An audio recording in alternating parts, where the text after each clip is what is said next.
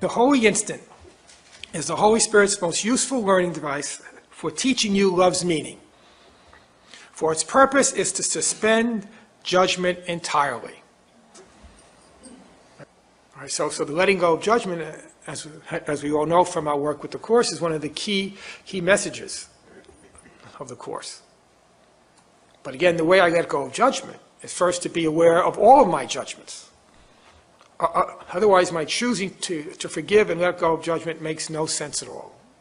Again, if one understands the 2,000-year tragic history of Christianity, it is a history of otherwise well-meaning people, right, who thought they were giving up judgment, and all they really did was bury their judgment. And when you repress something, then you automatically and inevitably must project it out. When you don't look at the judgment of yourself, you invariably will judge everybody else. That's what Jesus again means when he says you must give up your deception, the deception that you are a loving and forgiving, kind person. But we could learn how to become like that by first recognizing how much we don't want to become like that and how much we want to protect this unconscious decision to continue to believe we are guilty but to blame everybody else for it. Because if I'm guilty, it means I've sinned. And if I've sinned, it means I've separated from God, and that's a fact. That's what we all want to hold on to. So in a sense, we all want to keep the separation that we believe we stole from God, but to avoid all responsibility for it. Again, that's why the ego counseled us in that original moment to make up a world fast. Because in this world of billions and billions and billions of forms, we have an almost infinite amount of projection opportunities. We keep the cake of judgment, but we eat it and enjoy it because now the pain will be experienced by everybody else. So we want people to attack us. We're impelled to do this, and what impels us is the need to avoid looking at our own hatred of ourselves. That's why this is so difficult. Okay, judgment always rests on the past, for past experience is the basis on which you judge. This is the ego's use of the past. There's another use of the past. The ego's use of the past, however, is always to judge. First ourselves, which we keep secret, even from ourselves, and then the projection of that judgment onto other people. And even when we are aware of our own self-hatred, there is still someone or something we are blaming for it. Yes, I'm terrible. Yes, I'm awful. Yes, I'm inadequate. Yes, I'm evil. Yes, I'm sinful. But it's not my fault. I was born this way. Right, so it doesn't matter whom you blame. There will always be judgment inherent in one's hatred of oneself. Judgment becomes impossible without the past, for without it you do not understand anything. Again, we always use the past as a way of justifying, which then means understanding, why we are so filled with hatred and why we are so justified in feeling unfairly treated. You would make no attempt to judge because it would be quite apparent to you that you do not understand what anything means. You are afraid of this because you believe that without the ego, all would be chaos. Yet I assure you that without the ego, all would be love. Right? And of course, that's, again, the heart of the matter. Right? The ego says, if you let me go, there'll be nothing. And what little there is, God will destroy. Right?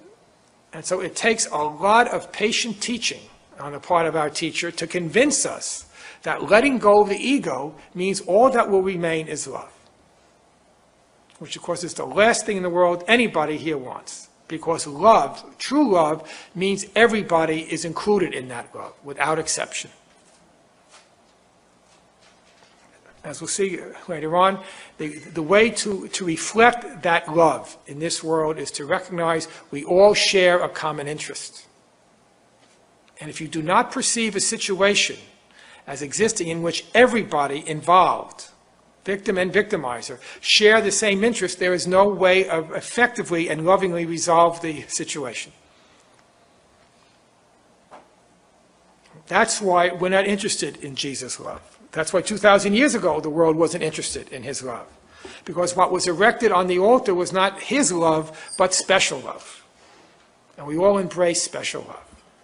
Special love always is built on contrast, comparison, one or the other. And of course, in specialness, there are the good guys and the bad guys.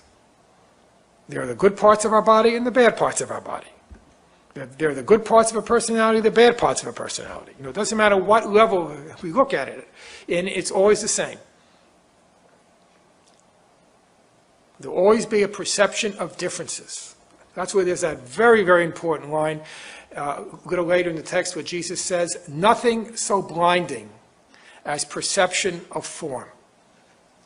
Nothing so blinding as perception of form. Because form clearly demonstrates the reality of differences. Not just male, female, fat, thin, high, high, low, black, white, right, north, south. Right. Form demonstrates the reality of differences that we think make a big, big difference. Good, evil. Victim, victimizer. Truth, falsity. Right. These are the ego's definitions of good and truth, of course. Right. In our world, truth only has meaning when it's juxtaposed with false. In our world, good only has meaning when it's juxtaposed with evil. And which means, in order for there to be good in this world, there has to be evil to distinguish us from them. That's just how the world is. When we chose the ego, inevitably and automatically we chose against God. When we chose for separation, we chose against unity. When we choose good, we choose against evil. When we choose truth, we choose against falsity. It's always one or the other, and you need both, one that you choose and one that you choose against. That's why in the teacher's manual, Jesus explains perception basically as a psychologist would, or a physiologist would, that in perception, what's built into the system is a system by where you perceive certain things and choose against others. So you cannot live your daily life. You cannot live as you're living right at this moment if you do not make a distinction in your perception. You obviously are tuning out certain parts of your perceptual field as you're sitting in your chair. You're not looking at everything. Hopefully you're looking at me and listening to me. Or maybe you're screening me out and focusing on something else. But in order to live in this world, which is a world of perception, you choose some things and choose against. What you choose for is what you deem important. What you choose against is what you say is unimportant. It's always a selection. It's always a judgment.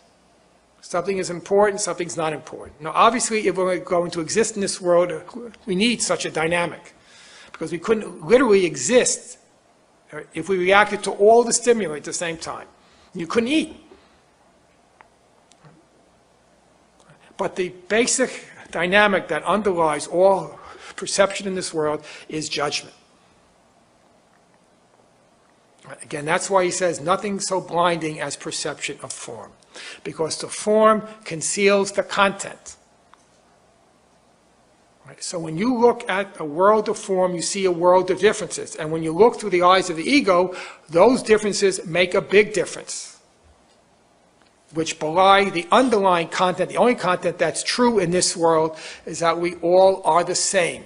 We may not look the same, because our bodies are different, but we are all the same. We are all equally insane.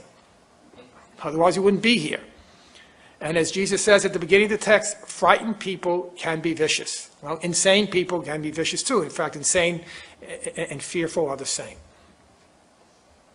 We all do vicious things to protect our own vicious thought.